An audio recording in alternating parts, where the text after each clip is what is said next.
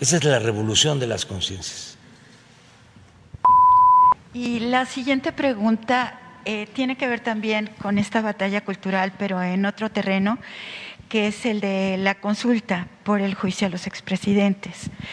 El artículo 35 de la Constitución, que establece el derecho a la consulta, en su fracción octava, en el inciso 5, establece que la consulta debe realizarse el mismo día de las elecciones federales. Mi pregunta es ¿por qué ya pasaron las elecciones federales y por qué se puso otra fecha? Porque la consecuencia de eso es la restricción en el número de casillas. Y la restricción en el número de casillas es naturalmente una restricción en el número de votantes. Entonces, si habría la posibilidad de que las y los ciudadanos puedan implantar alguna forma de hacer casillas, como se hacía antes en las consultas populares. Y también en este sentido, la batalla cultural, es decir, cómo lograr que la sociedad toda, no solamente los partidos, no solamente las instituciones, sino la sociedad toda entre al debate sobre la consulta. Gracias. Bueno, esto tiene un origen cuando se envió la iniciativa para la consulta, se propuso que se celebrara la consulta el mismo día de la elección. Sin embargo, los del bloque opositor no aceptaron. Y por eso se cambió de fecha. Algo ilógico, absurdo, porque bien se pudo en la pasada elección, como lo establece en efecto el artículo 35, poner una mesa con boletas y de esa manera garantizar más participación ciudadana, más legitimidad, facilitar llegar al número de ciudadanos para que la consulta tenga un efecto vinculatorio. Pero no había voluntad en el Congreso, sobre todo de la oposición. Ellos están más anclados en la democracia representativa, no les gusta la democracia participativa. Y es hasta mucho decir que les gusta la democracia representativa, porque suele pasar que no les gusta la democracia, aunque finjan, o les gusta la democracia siempre y cuando sea para justificar el dominio de una minoría sobre la mayoría del pueblo. Entonces, por eso es que la consulta se va a llevar a cabo el día 1 de agosto. De todas formas, hay que promoverla. Los medios no la van a promover, porque los medios están al servicio de los grupos de intereses creados, con honrosas excepciones. No les conviene, como se dice coloquialmente, como lo dice el pueblo. No dicen nada, dice la gente, porque no les conviene. Pero ya, afortunadamente, se está dando un debate, una polémica, y es interesantísimo lo que ya está empezando a suceder en las redes sociales. Estaba yo viendo una respuesta de una mujer inteligentísima, Beatriz Aldaco, que no tengo el gusto de conocer, o a lo mejor sí en alguna ocasión, pero no la identifico.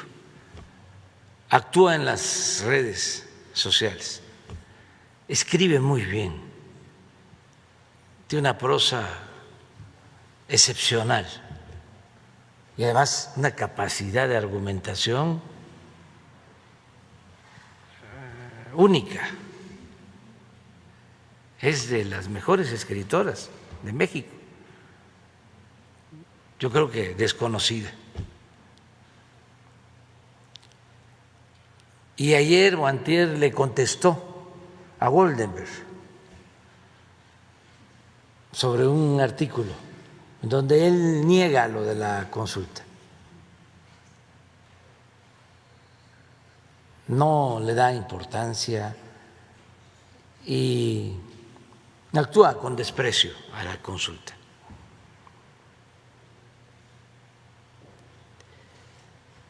El artículo de Goldenberg es apoyado por Rolando Cordera. Yo apoyo la argumentación de Beatriz Aldaco, por ejemplo, e invito a que se conozcan los textos, los dos, el de Goldenberg y el de Beatriz, y así ir debatiendo sobre este tema que es muy importante. Es que la gente decida con libertad sobre su futuro, es mandar obedeciendo. Ya fijé mi postura, yo no voy a participar, no voy a votar para que se enjuicie a los expresidentes. Lo dije desde que tomé posesión, estoy pensando hacia adelante, afortunadamente vamos muy bien, se está acabando con la corrupción, que es lo que tiene a los conservadores muy molestos, porque estaban acostumbrados a robar y a mandar y a ignorar al pueblo. Entonces eso ya está cambiando y les molesta mucho porque son muy clasistas, porque son muy racistas y son muy hipócritas. Esa es su verdadera doctrina, la hipocresía. Aparentan una cosa y son otra.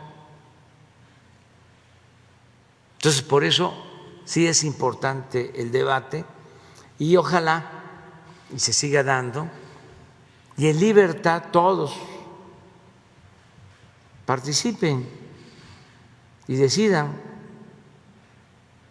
Yo propuse lo de la consulta porque considero que es un ejercicio importante, no solo legal, sino moral. Si el periodo neoliberal causó un daño tremendo al país, es el peor periodo de la historia de México.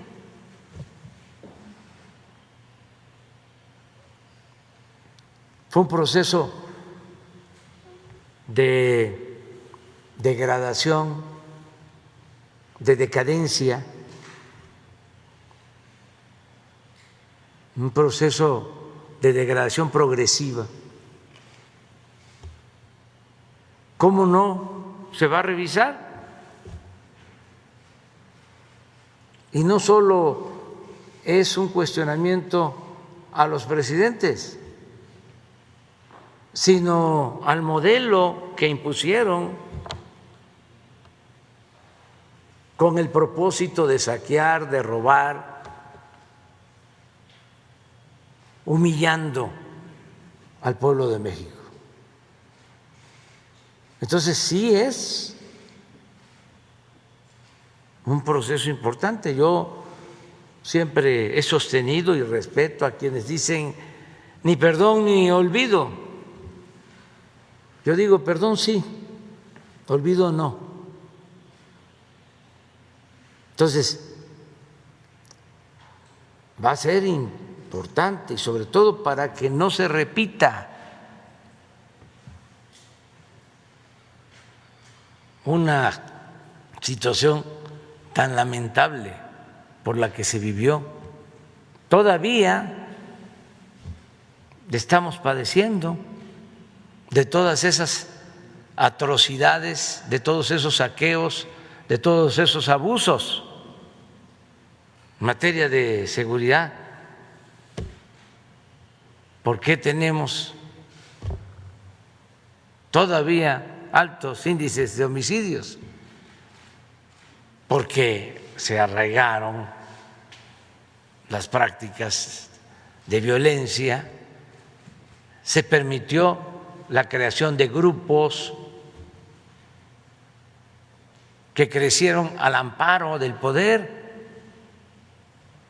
Ahí está el caso del señor García Luna, que era el secretario de Seguridad Pública y trabajaba o estaba al servicio de uno de estos grupos. No surgieron estos grupos en estos 2 años y medio que llevamos nosotros. El Grupo Sinaloa ya lleva su tiempo. El del Golfo también, y su historia, cómo se constituyeron. El Jalisco, lo mismo. El grupo de Guanajuato, que tanta violencia genera. Cuando se constituyó, pues todos en el periodo neoliberal, porque había una asociación delictuosa,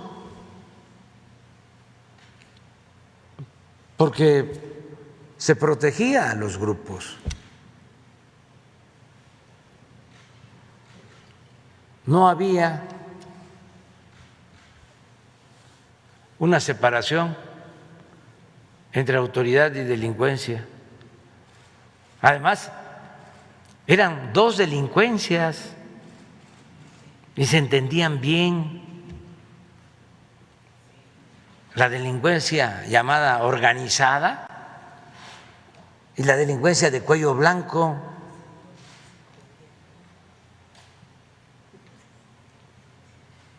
Eso era lo que existía. Entonces vamos poco a poco avanzando, evitando la corrupción, la impunidad, fortaleciendo valores culturales, morales, espirituales. Eso fue también otro agravio,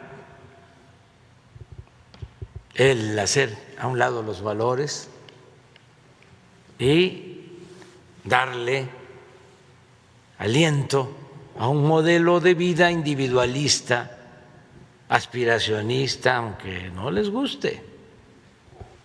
lo voy a seguir diciendo, que consiste en triunfar a toda costa, sin escrúpulos morales de ninguna índole, pasando por encima de los demás, haciendo a un lado el humanismo, el amor al prójimo.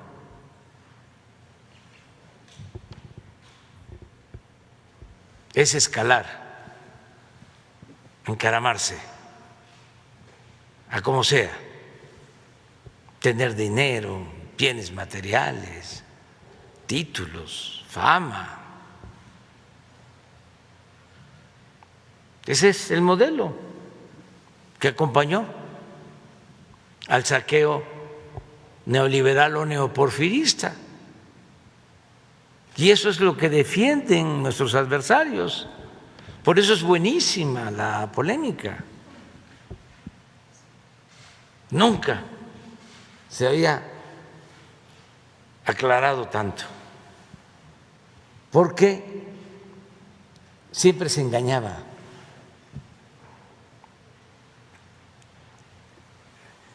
Había mucha simulación. Se hablaba de la sociedad civil, que eran independientes, ¿eh? No hay sociedad civil vinculada al pueblo, a los pobres. La llamada sociedad civil era filantropía, era lo que permitía llevar a cabo el saqueo y simular de que se estaba ayudando a la gente. Ellos se quedaban con las tajadas más grandes del presupuesto y repartían migajas. Los intelectuales orgánicos que cobraban muchísimo dinero para callar y aplaudir como vasallos. Nunca un cuestionamiento, nunca un libro en contra de la corrupción que imperaba. Nada sobre ese tema, vedado, prohibido, porque les compraban el silencio.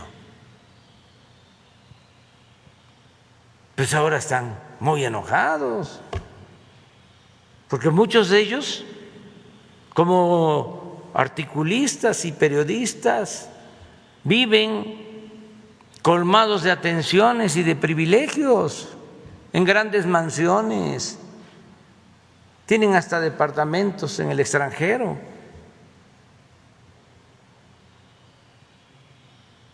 Y todo eso se terminó, se acaban los privilegios. No puede haber gobierno rico con pueblo pobre. Y dicen, es que antes los presidentes tenían mucha popularidad y ahora el presidente no la tiene. Pues puede ser,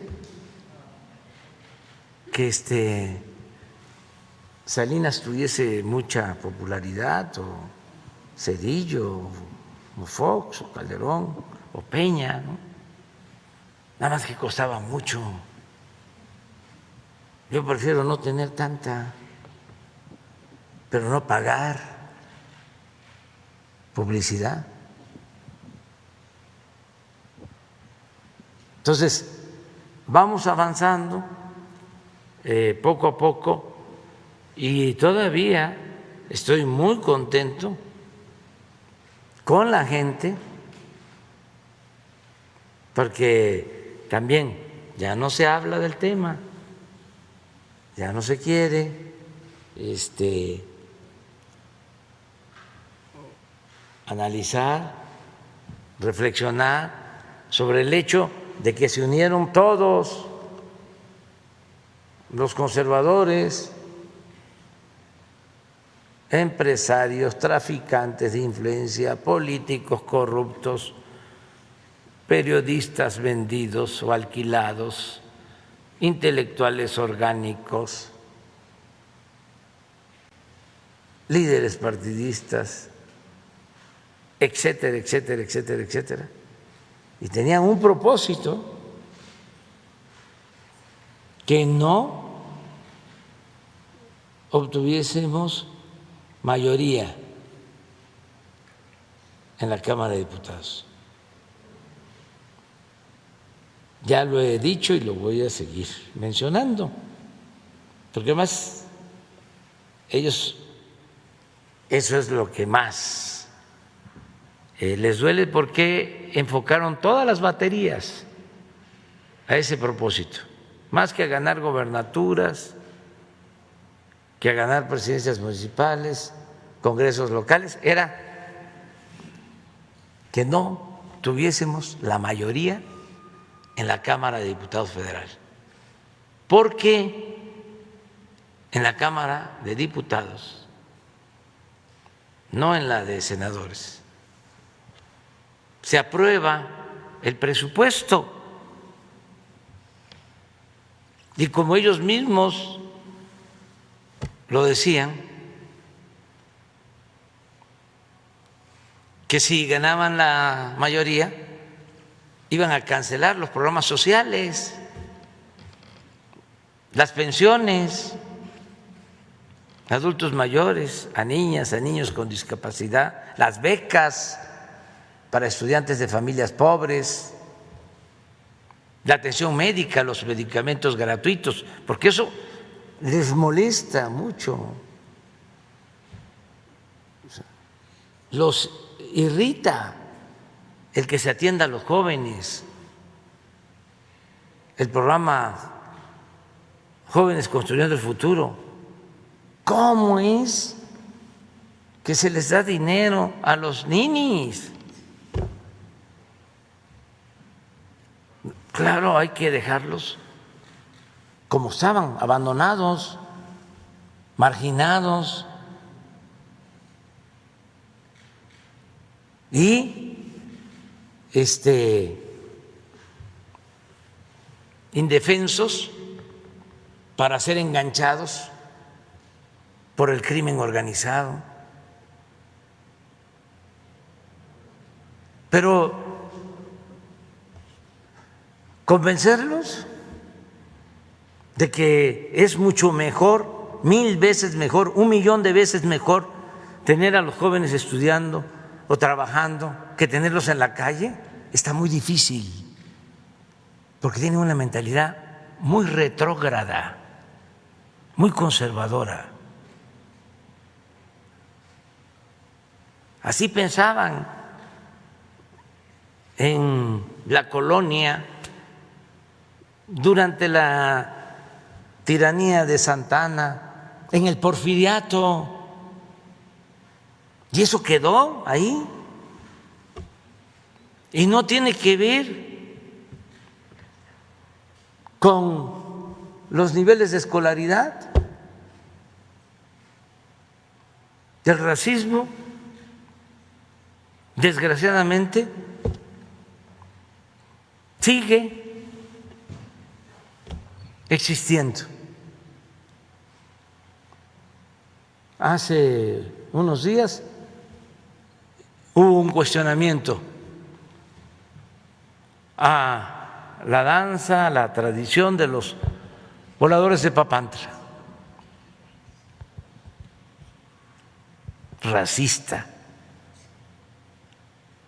Me acuerdo de un dirigente que me da una pena porque era el secretario de Economía o de Hacienda del gobierno legítimo, también con doctorado del ITAM, que escribió un artículo en La Jornada y puso que no tiene la culpa el indio, sino el que lo hace compadre. Hace poco también el expresidente Calderón utilizó esa expresión para cuestionar a un dirigente, sí, el caso de Argentina, del presidente Alberto Fernández. El actual presidente del INE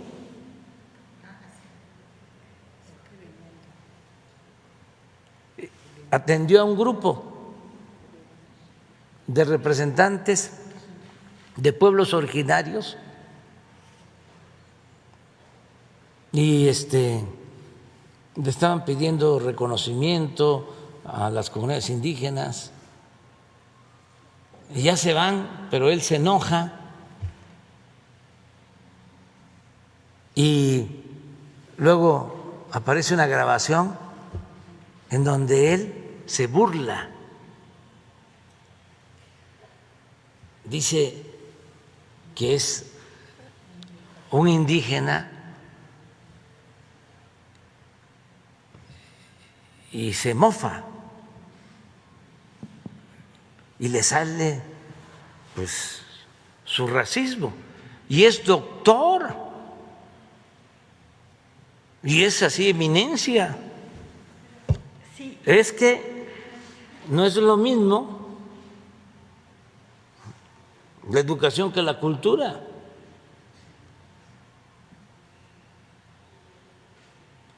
Por eso vamos a formar una clase media fraterna, humana, que saquemos de pobres a millones de mexicanos, pero que se formen con principios humanistas, que no se formen con clasismo, que no se vuelvan ladinos, sabiondos, de esos que les dan la espalda a los que sufren y que nada más les importa su situación personal y no voltean a ver a los demás, no le dan la mano al que se quedó atrás para que se empareje. Entonces, no es estar en contra de la clase media de ninguna manera, es que podamos humanizarnos más, ser más fraternos, no dejarnos envolver por lo material. También no estamos en contra de los ricos, no todo el que tiene es malvado. Hay quienes han hecho su fortuna con trabajo y de conformidad con la ley y merecen respeto. Además invierten, generan empleos, son fundamentales. No podríamos sacar adelante al país sin la participación de los empresarios, del sector privado. No se puede hacer todo con inversión pública, no alcanza. Antes había más posibilidades, pero con el saqueo dejaron muy endeble,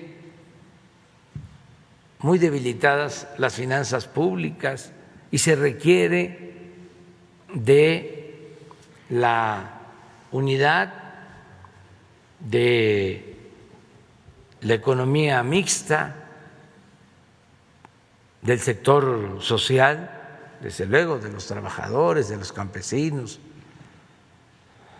se requiere del sector público y del sector privado. Nosotros estamos en contra de la corrupción, de los que de la noche a la mañana amasan grandes fortunas al amparo del poder público, como ha sucedido en México, de quienes han abusado y se han robado el dinero de todos y gozan de impunidad y no pierden ni siquiera su respetabilidad. Y antes hasta se decía, yo creo que esto se intensificó durante el modelo neoliberal o el periodo neoliberal o neoporfirista, se le decía a los hijos: estudia para que cuando seas grande seas como don fulano, un reverendo ladrón. Esos eran los ejemplos. Entonces, cambio. Por eso es muy importante no dejar de leer la cartilla moral, que no se llama así, pero que para mí es una constitución moral, que se llama ética, guía ética para la transformación. La recomiendo mucho. Bueno,